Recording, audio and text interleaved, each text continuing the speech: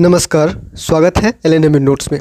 पिछले वीडियो में हम लोगों ने 50 क्वेश्चन किया हुआ था, उससे पिछले में 50 क्वेश्चन किया हुआ था, यानी टोटल 100 क्वेश्चन हम लोग कर चुके हैं communication in professional life SEC 3 semester 3 के लिए जो ऑब्जेक्टिव क्वेश्चन आप लोगों को दिया जा रहा है उसमें 100 क्वेश्चन हम लोग कर चुके हैं, 100 ऑब्जेक्टिव क्वेश्चन हो चुका है।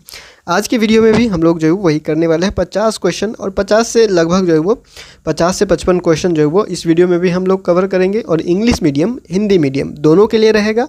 बिहार के सभी यूनिवर्सिटी के बच्चे इससे फ़ायदा उठा सकते हैं, ठीक है।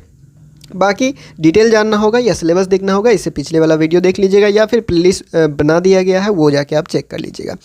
हम लोग सीधा आते हैं इंग्लिश मीडियम के क्वेश्चन पे। हिंदी मीडियम का क्वेश्चन देखना है तो आपको स्क्रीन पे टाइम दिखाया जा रहा है, उस टाइम से हिंदी मीडियम का जो है वो वीडियो स्टार्ट होगा, वो चेक कर लीजिएगा, या फिर वीडियो को थोड़ा सा आगे बढ़ा के चेक कर लीजिएगा कि हिंदी मीडियम कहाँ से स्टार्ट हो रहा है। उसके बाद हिंदी मीडियम आप देख लीजिए। अगर हिंदी मीडियम ही आपको देखना है तो इंग्लिश हिंदी दोनों मीडियम देखना है तो अभी से स्टार्ट कर दीजिए, यानी पूरा वीडियो देख लीजिए, दोनों आपका कवर हो जाएगा। 50 से 55 क्वेश्चन हम लोग इस वीडियो में भी करने वाले हैं।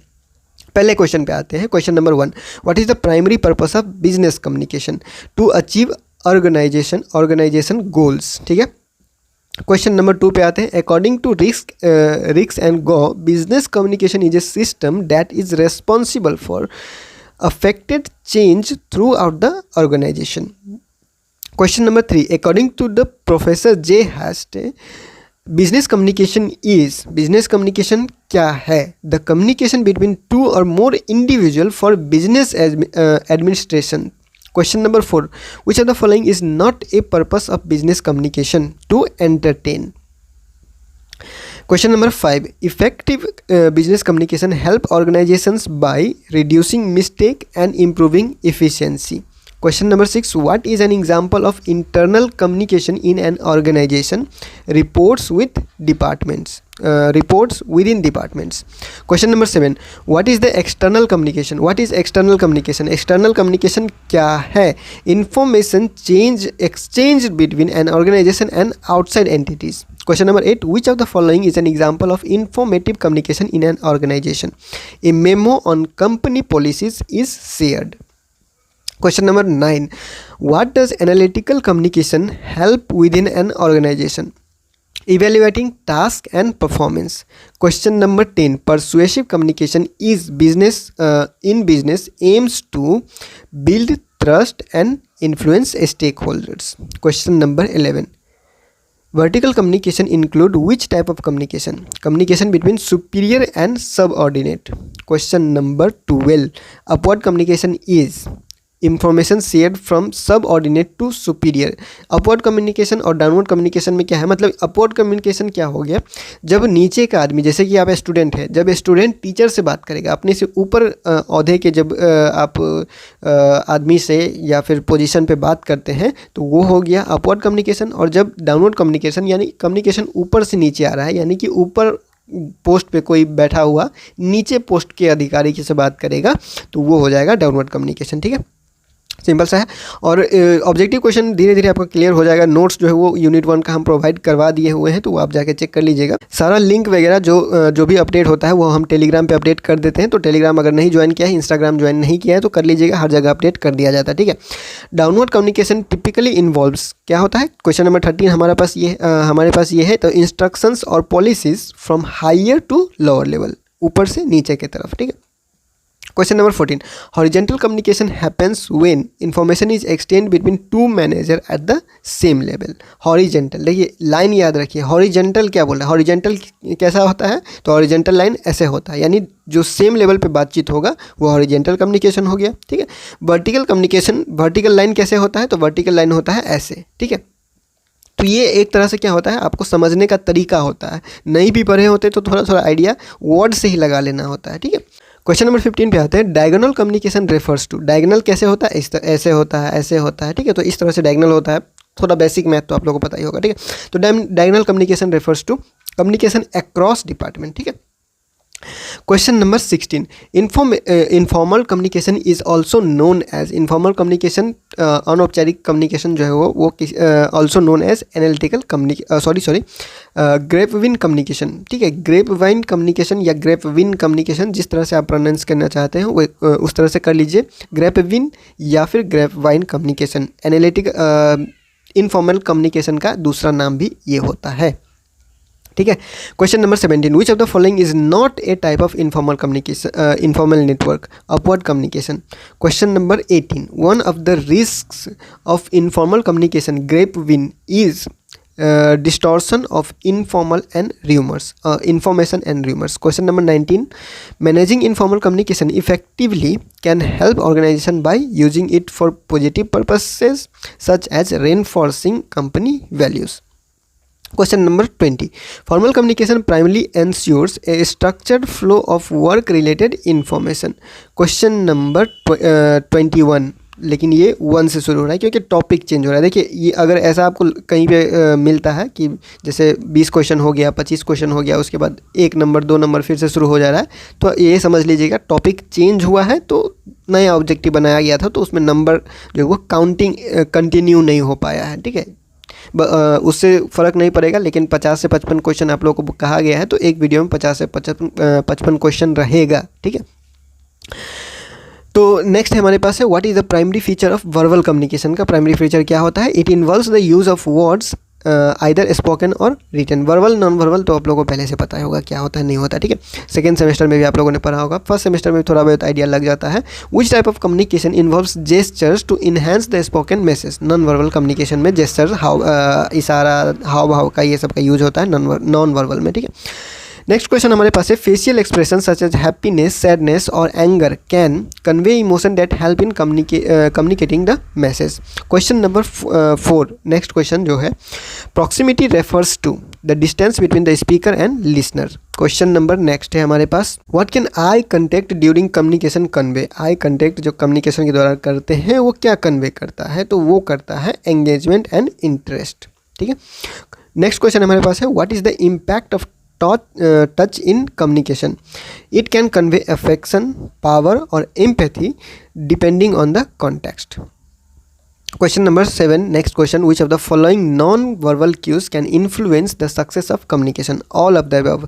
देखिए, एक पॉइंट याद रखिएगा हमेशा, अगर एग्जाम में इस तरह का क्वेश्चन आता है जिसमें ऑप्शन रहता है ऑल ऑफ द अबव, ठीक है, जिसमें एग्जाम में आप लोगों को ऑब्जेक्टिव क्वेश्चन जो पूछा जाता है उसमें ऑल ऑफ द अबव का अगर ऑप्शन रहता है और उसका आंसर आपको नहीं पता है, उस क्वेश्चन का आंसर नहीं पता है, नहीं पढ़े हैं, बिल्कुल भी नहीं पता है, तो all of the above he answer होगा। बहुत ज़्यादा चांस होता है कि उसका इस तरह का जो आंसर ऑप्शन होता है उसका answer all of the above ही होता है। आपके एग्जाम में, यूनिवर्सिटी वाला एग्जाम में ज़्यादातर यही होता है, तो ये पॉइंट आप ध्यान में रखिए। अगर आपको नहीं पता होगा, कुछ भी नहीं पता होगा आंसर, और आंसर में अगर ऑल ऑफ द अबव है तो वही टिक करके आ जाइए, वही आप जो है वो सही आंसर मान के चलिए। ठीक है, ज़्यादातर में यही होता है, सब में होगा ये हम नहीं कह रहे हैं, ज़्यादातर में अगर कुछ नहीं पता है तो वो कर दीजिए। ठीक है, नेक्स्ट क्वेश्चन हमारे पास है how does physical appearance affect non verbal communication.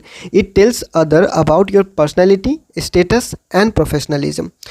Next question the use of gestures while speaking can make the communication appear more engaging. Next question हमारे पास है when non verbal communication and verbal communication work together effectively they provide a clearer more comprehensive message. Next थोड़ा सा topic change होगा, cultural की तरफ बढ़ रहे हैं। Cultural communication, shock, cultural shock, ये सब टॉपिक है, तो उसमें हम लोग बढ़ रहे हैं। तो उसमें आ जाएगा पहला question what is the primary function of culture in communication to guide individual behaviour. Next question है which of the following is an example of a cultural convention dressing formally for work. Perception is influenced by cultural upbringing.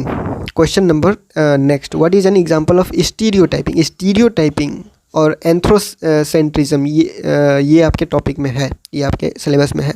तो stereotyping का example इसमें से क्या है? तो assuming all people from one region are wealthy. Ethnocentrism refers to a belief that one's own culture is superior. Question number 6. Next question. Which of the following best describe corporate culture, the shared values and beliefs of an organization. Next question, which are the following is symptom of cultural shock. Cultural shock का इनमें से कौन सा एक symptom है? तो feeling disoriented in a new culture. Question number 8. Next question है, stereotyping can lead to prejudice, attitudes and discrimination. Question number 9. Next question, the honeymoon stage of cultural adjustment is characterized by fascination and excitement about the new culture. Question number 10. Which of the following is not a part of cultural communication? Personal interest. Question number 11. Next question, which of the following is a key aspect of corporate culture? All of the above. यानी कि leadership भी है, office architecture भी है, employ benefits भी है, सारा का सारा है की एस्पेक्ट कॉर्पोरेट कल्चर का. Question number 12. What is a common cause of cultural shock? Being exposed to a new cultural cues.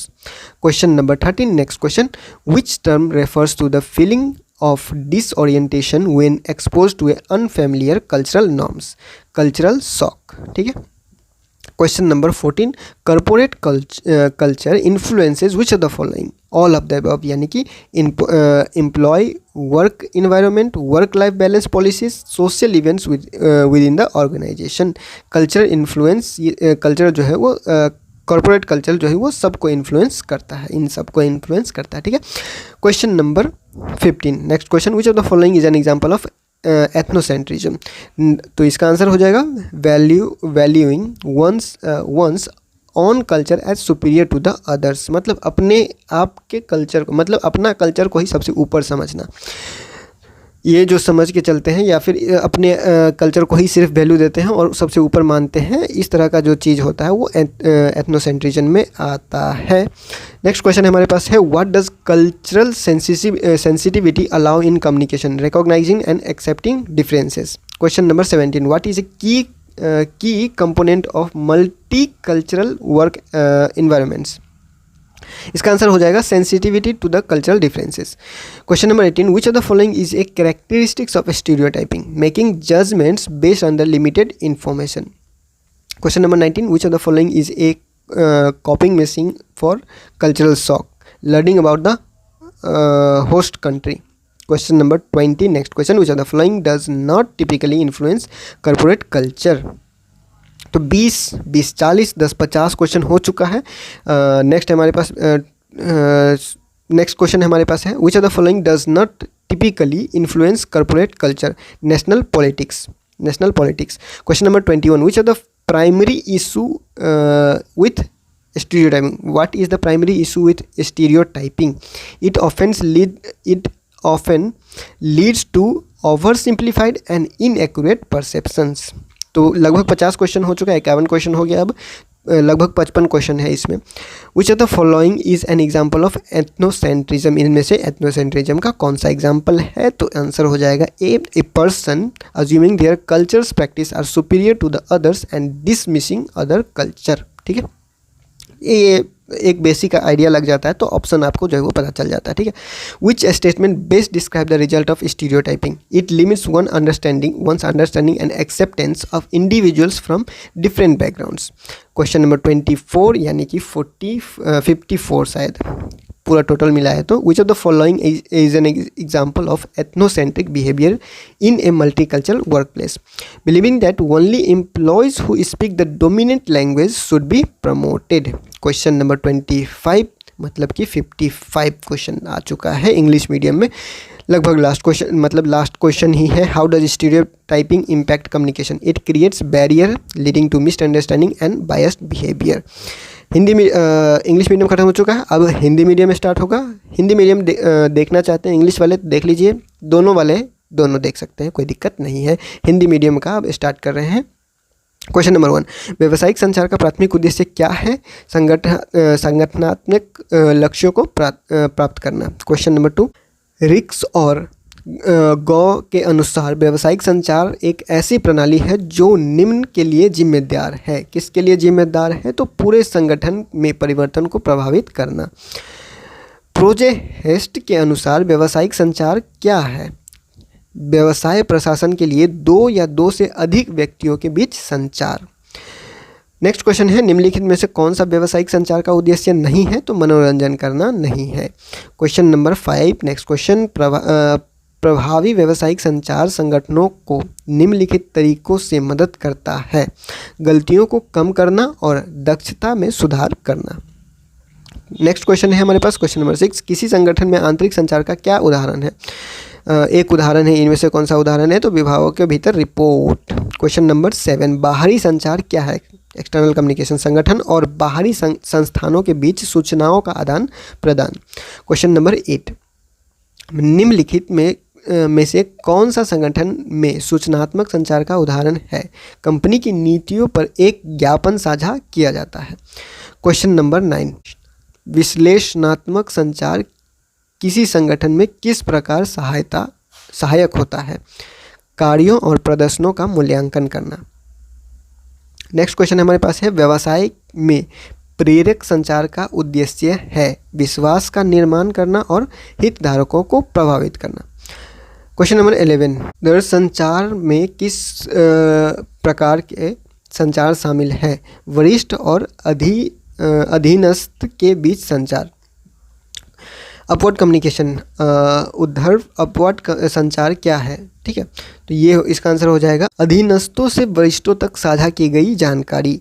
Question number 13, downward communication, अधोमुखी संचार में आमतौर पर शामिल होता है उच्च से निम्न स्तर तक निर्देश या नीतियाँ। ठीक है।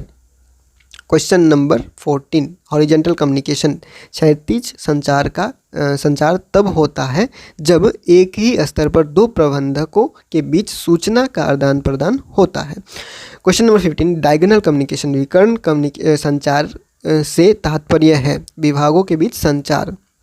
क्वेश्चन नंबर 16, इनफॉर्मल, अनौपचारिक संचार को इस रूप में भी जाना जाता है ग्रेप वाइन संचार। क्वेश्चन नंबर 17, निम्नलिखित में से इनमें से कौन सा ऐसा है जो अनौपचारिक इनफॉर्मल कम्युनिकेशन का एक प्रकार नहीं है? तो वो है अपवर्ड कम्युनिकेशन। ठीक है। क्वेश्चन नंबर नेक्स्ट 18 है हम लोगों का, अनौपचारिक संचार अफवाह के जोखिमों में से एक है, वो है सूचना और अफवाहों का विरूपण। ठीक है। क्वेश्चन नंबर 19 हो गया, अनौपचारिक संचार को प्रभावी ढंग से प्रबंधित करने से संगठनों को निम्नलिखित तरीकों से मदद मिल सकती है: सकारात्मक उद्देश्यों के लिए इसका उपयोग करना, जैसे कि कंपनियों के मूल्यों को मजबूत करना। क्वेश्चन नंबर 20, औपचारिक संचार मुख्य रूप से सुनिश्चित करता है कार्य संबंधी जानकारी का संरक्षित प्रवाह। नेक्स्ट यूनिट में आ जाता है अब, मौखिक संचार की प्राथमिक विशेषता क्या है? इसमें बोले गए या लिखे गए शब्दों का उपयोग शामिल है। क्वेश्चन नंबर 2, किस प्रकार से संचार में बोले गए संदेश को बढ़ाने के लिए इशारों का उपयोग शामिल है? गैर मौखिक संचार। क्वेश्चन नंबर 23, चेहरे के भाव जैसे खुशी, उदासी या गुस्सा केवल भावनाओं को व्यक्त कर सकते हैं जो संदेश को संप्रेषित करने में मदद करते हैं। क्वेश्चन नंबर 4 यानी 24, निकटता से तात्पर्य है वक्ता और श्रोता के बीच की दूरी। क्वेश्चन नंबर 25, संचार के दौरान आँख के संपर्क का क्या संदेश दे सकता है? जुड़ाव और रुचि। क्वेश्चन नंबर 6, संचार में स्पर्श का क्या प्रभाव होता है? यह संदर्भ के आधार पर स्नेह, शक्ति या सहानुभूति व्यक्त कर सकता है। क्वेश्चन नंबर 27, निम्नलिखित में से कौन से गैर मौखिक संकेत संचार की सफलता को प्रभावित कर सकते हैं? वो है उपरोक्त सभी, चेहरे के भाव, निकटता, शारीरिक बनावट, उपरोक्त सभी, ये सभी जो है वो प्रभावित कर सकता है। ठीक है। नेक्स्ट है क्वेश्चन नंबर 28, नेक्स्ट यूनिट का 8, तो शारीरिक बनावट गैर मौखिक संचार को कैसे प्रभावित करती है? इसका आंसर हो जाएगा, यह दूसरों को आपके व्यक्तित्व, स्थिति और व्यावसायिकता के बारे में बताता है। क्वेश्चन नंबर 9, बोलते समय इशारों का उपयोग संचार को अधिक आकर्षक बना सकता है।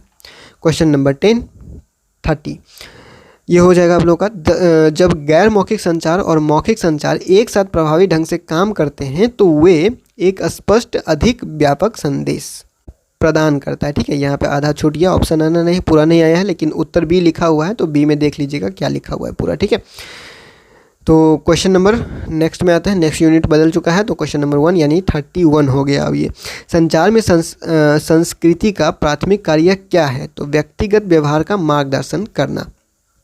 नेक्स्ट क्वेश्चन है, निम्नलिखित में से कौन सा सांस्कृतिक सम्मेलन का उदाहरण है? काम के लिए औपचारिक रूप से कपड़े पहनना। नेक्स्ट क्वेश्चन है, धारणा इससे प्रभावित होती है, सांस्कृतिक परवरिश। नेक्स्ट क्वेश्चन है, स्टीरियोटाइपिंग का एक उदाहरण क्या है? यह मानना कि एक क्षेत्र के सभी लोग अमीर है। नृजातिवाद जो होता है वो क्या से उसका तात्पर्य क्या होता है? यह विश्वास कि किसी भी अपनी संस्कृति श्रेष्ठ है। यह विश्वास कि किसी की अपनी संस्कृति श्रेष्ठ है। ठीक है, निम्नलिखित में से कौन सा कॉरपोरेट संस्कृति का सबसे अच्छा वर्णन करता है? किसी संगठन के साझा मूल्य और मान्यताएं। नेक्स्ट क्वेश्चन है हमारे पास है, निम्नलिखित में से कौन सा सांस्कृतिक आघात का लक्षण है? नई संस्कृति में भटकाव महसूस करना। स्टीरियोटाइपिंग के कारण हो सकता है पूर्वग्रही दृष्टिकोण और भेदभाव।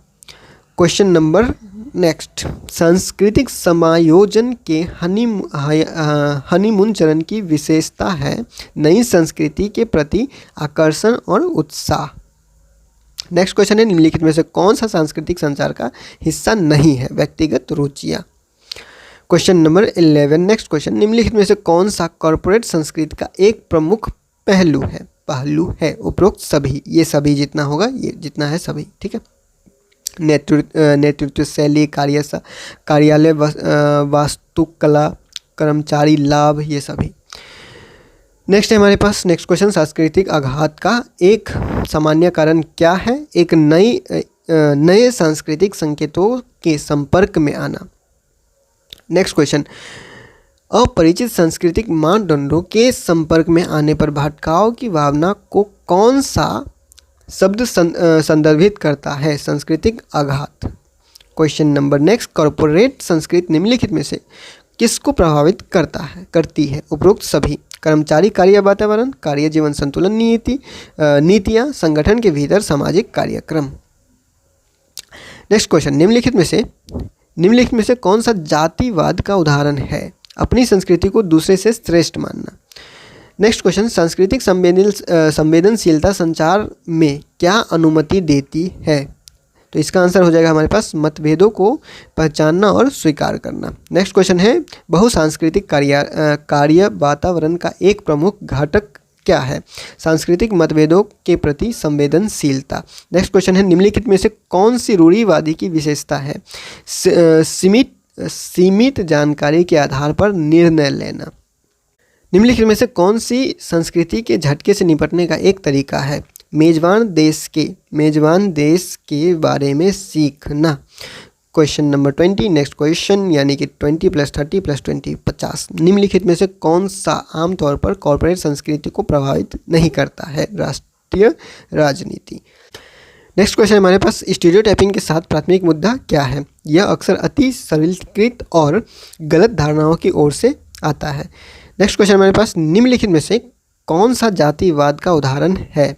एक व्यक्ति जो यह मानता है कि उसकी संस्कृति की प्रथाएं दूसरे से बेहतर है और दूसरी संस्कृति को खारिज करता है। ठीक है, नेक्स्ट क्वेश्चन है, कौन सा कथन स्टीरियोटाइपिंग के परिणाम का सबसे अच्छा वर्णन करता है? इनमें से जितना भी दिया हुआ है उनमें से आंसर हो जाएगा हमारे पास, यह अलग अलग पृष्ठभूमि के व्यक्तियों की समझ और स्वीकृति को सीमित करता है। नेक्स्ट क्वेश्चन है हमारे पास है, निम्नलिखित में से कौन सा बहुसांस्कृतिक कार्यस्थल में जातीय केंद्रित यानी कि एथनोसेंट्रिक व्यवहार का उदाहरण है?